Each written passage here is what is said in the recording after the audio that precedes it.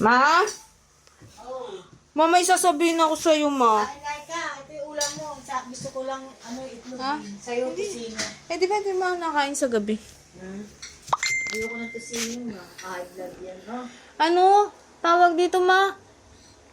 Ma, alam mo, pag gusto ko na magpa-check up. Bakit? Paano mo yung pag napikit ako, wala akong nakikita? Baka sa salamin. Kasi salamin. Eh, ano nga, ang dilim lang ng paningin ko. Pag nakapikit ako, wala akong makita. Kasi ganito yan, Laika.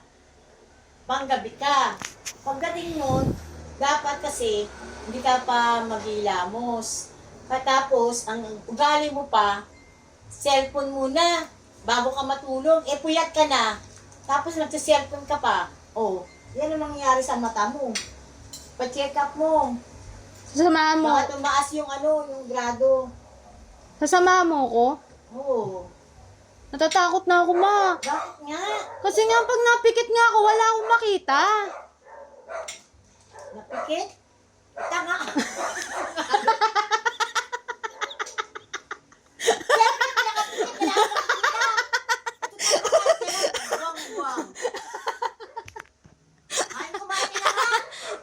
Kain ka na!